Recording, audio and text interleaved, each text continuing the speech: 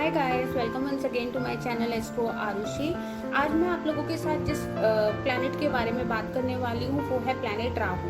राहु के नाम से अक्सर लोग डर जाते हैं कि पता नहीं राहु की महादशा स्टार्ट हो गई है, या राहु अगर आपको पंडित जी ने बता दिया कि आपकी कुंडली में अब राहु की दशा आ रही है या राहु की दशा चल रही है, तो अक्सर लोग उसके साथ एक नेगेटिव थॉट को जोड़ लेते हैं कि पता नहीं राहु हमारा स्टार्ट हो गया है, तो राहु चल रहा है तो कहीं राहु हमें बैड इफेक्ट तो नहीं दे रहा या राहु हमें परेशानियां तो नहीं क्रिएट करेगा।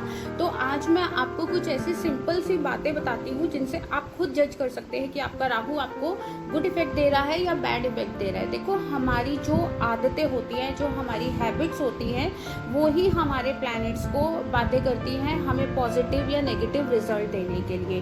कोई भी प्लैनेट, पहली बात तो कभी भी नेगेटिव नहीं होता। हमारे जितने भी प्लैनेट हैं, हमारे जो 9 प्लैनेट्स हैं, वो सारे के सारे हमें पॉजिटिव इफेक्ट देते हैं अनटिल एंड अनलेस कि वो बहुत ज़्यादा खराब घर में ना बैठे हो या उनकी कोई युतियाँ खराब ना बन रही हो, वो एक अलग टॉपिक है। बिसाइड्स दैट, अगर हम अपने आदतों को अच्छा रखते हैं, हम अपनी दिनचर्या को अच्छा रखते हैं, या हम अपने जो भी हैबिट्स हैं उनको कंट्रोल में रखते हैं, तो हर प्लैनेट हमें देने के लिए ही आता है। हर प्लैनेट का बेनिफिट हम ले सकते हैं।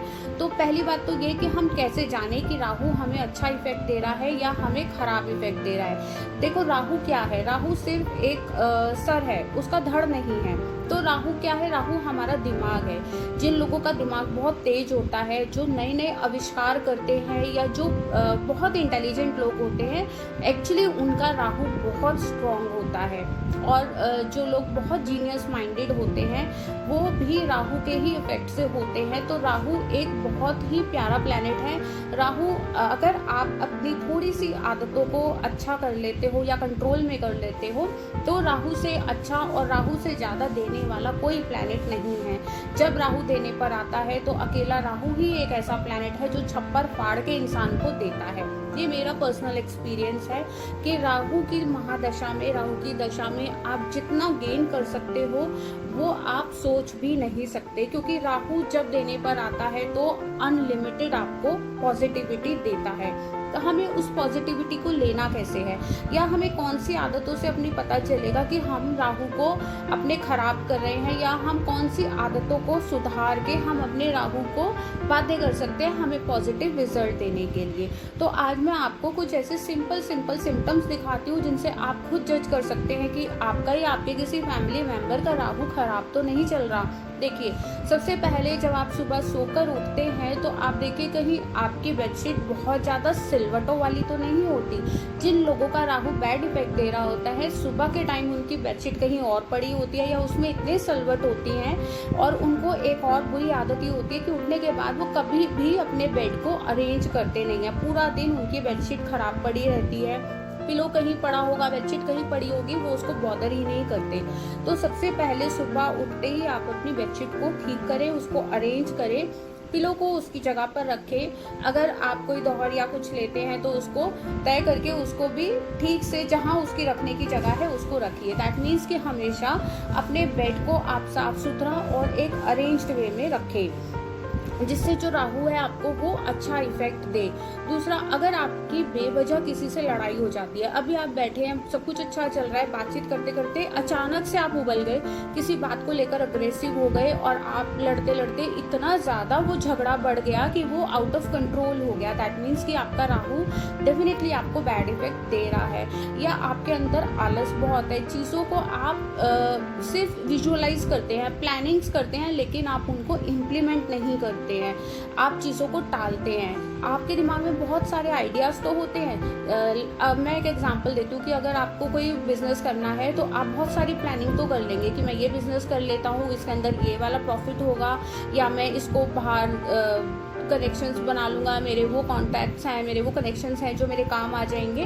तो वो ख्याली पुलाव तो आप बहुत अच्छे बना लेते हैं, लेकिन जब उस चीज़ को एक्शन में लाने का टाइम आता है तो वहाँ आप फेल हो जाते हैं। दैट मीन्स कि डेफिनेटली आपका राहु आपको गुड इफेक्ट नहीं दे रहा।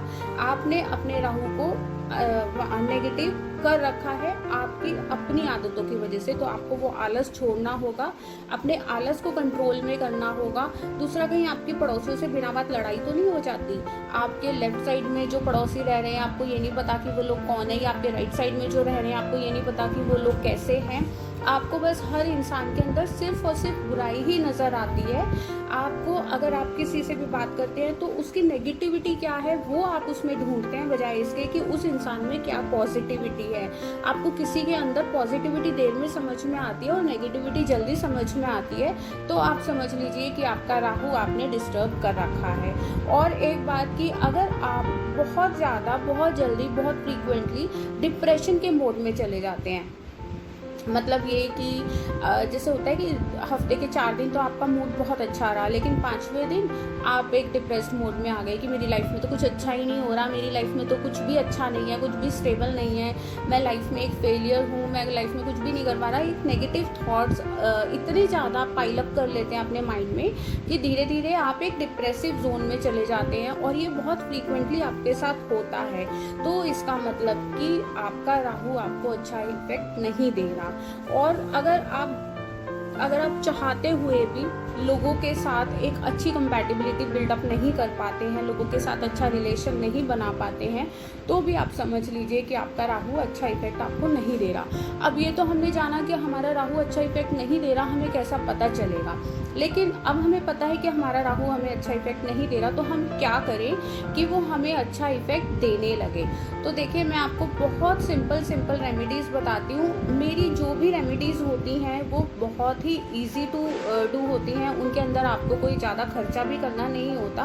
मैं अक्सर अपने क्लाइंट्स को जो रेमेडीज़ देती हूँ उसमें क्लाइंट का डेफिनेटली फ़ायदा होता ही होता है, मेरा उसमें पर्सनल बेनिफिट बिल्कुल भी नहीं होता। अब अगर आपको अपने राहु को करेक्ट करना है, आप चाहते हैं कि आपका राहु आपको अच्छा इफेक्ट दे और जितना आपको उसकी दशा महादशा में फल मिलना चाहिए आपको उतना फल मिले, तो आप क्या करें कि आप पहली बात तो अपने घर में सरस्वती माता का एक चित्र जरूर लगा कर रखें। आप सरस्वती माता का आशीर्वाद डेली लें, कम से कम हाथ जोड़ें, अपने बच्चों को आदत डालें कि वो सरस्वती माता की पूजा करें, उनके सामने हाथ जोड़ने की आदत रखें, जिससे आपकी बुद्धि को वो सही रखें। जब आपका माइंडसेट ठीक होगा, आपकी बुद्धि सही तरीके से सोच पाएगी, तो ऑटोमेटिकली आपका राहु स्ट्रांग होगा। दूसरा, आप क्या कर सकते हैं कि आप थोड़ा सा नमक लें, उसको अपने ऊपर से 7 टाइम्स आप एंटी क्लॉकवाइज अपने ऊपर से घुमाइए। ये काम आपको शाम के टाइम करना है, और 7 टाइम्स आप घुमाने के बाद उसको फ्लश कर दीजिए टॉयलेट में। इतना सिंपल सा काम करने से भी आपका राहु अच्छा हो जाएगा। और एक तीसरा काम आप क्या कर सकते हो, जो नील होता है, जो हम कपड़ों में लगाते हैं, जो ड्राई पाउडर वाला नील होता है, अगर आप नमक नहीं लेते हो तो थोड़ा सा नील लेकर आप उसको भी सेम उसी तरीके से आप 7 टाइम्स एंटी क्लॉक अपने ऊपर से घुमाकर उसको भी आप फ्लश कर दीजिए। ये आपने सैटरडे की सैटरडे करना है। बस इतनी सिंपल सी रेमेडी करने से जो भी आपकी लाइफ में प्रॉब्लम है, जो राहु ना ठीक होने की वजह से हर्डल्स आपकी लाइफ में आ रहे हैं, वो आप धीरे धीरे आप देखेंगे कि वो आपकी ठीक होने लगी हैं, और राहु का जो बेस्ट इफेक्ट आपको मिलना चाहिए, पॉजिटिविटी आपको मिलनी चाहिए, वो आपको मिलने लगी है। उम्मीद है मेरी ये रेमेडी आपको पसंद आएगी, और पसंद आने के साथ साथ आप इसको करेंगे और इसकी पॉजिटिविटी आपकी लाइफ में आएगी। आप मुझे कमेंट बॉक्स में ज़रूर कमेंट करिए कि मेरी रेमेडी से आपको कितना और कहाँ तक आपको फ़ायदा हुआ है। मैं आपके कमेंट्स का वेट करूँगी। Till then, good bye.